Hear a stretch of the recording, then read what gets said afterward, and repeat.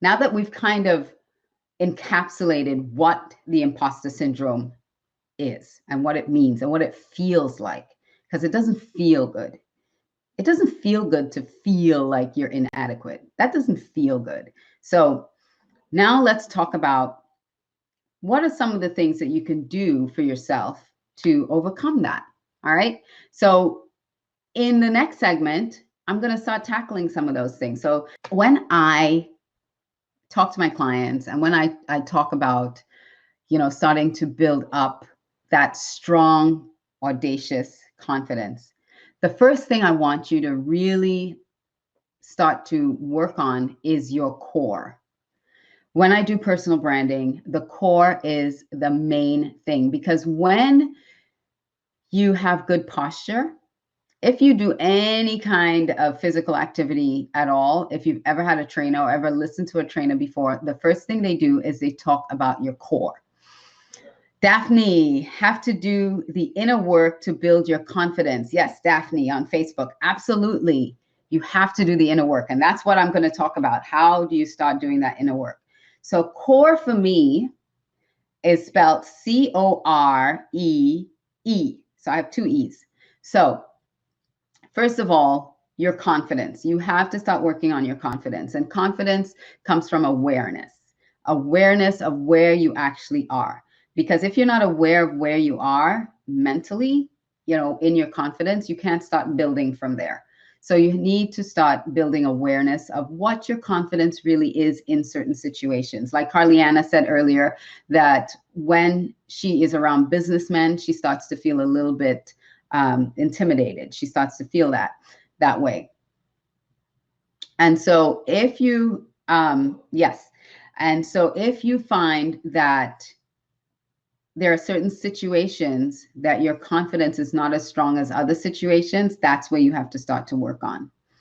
All right. So then the O, you need to understand how you are oriented in this life. What are your values? What do you stand on? So when you know where you're oriented and what your values are, and you need to write these things down, because not everyone has the same values. What do you really value?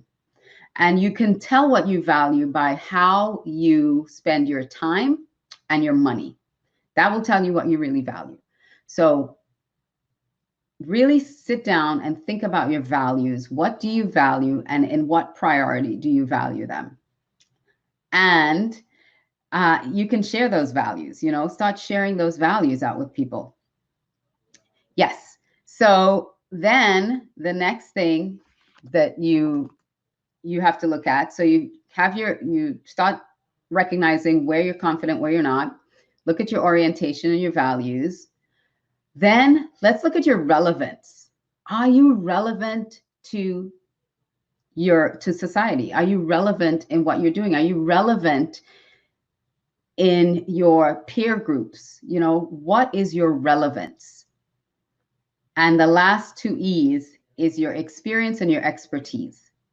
When you start understanding those things, then you have a solid foundation of who you are. So when you step into a situation and you start to wonder about if I'm good enough, lean back on your experience and your expertise. Of course I'm good enough. I've done this, I've done that. I have this experience. I've been,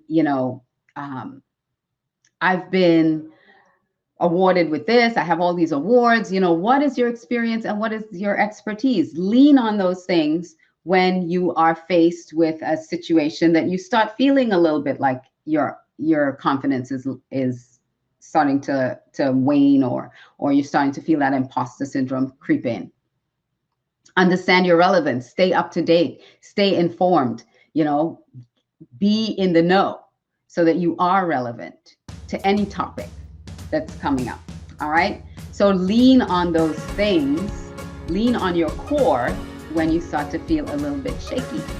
Hey, Alicia here. I hope you enjoyed that episode. And if you want to see more content like that, don't forget to hit the subscribe and notification buttons so that you don't miss out on a single episode when we go live.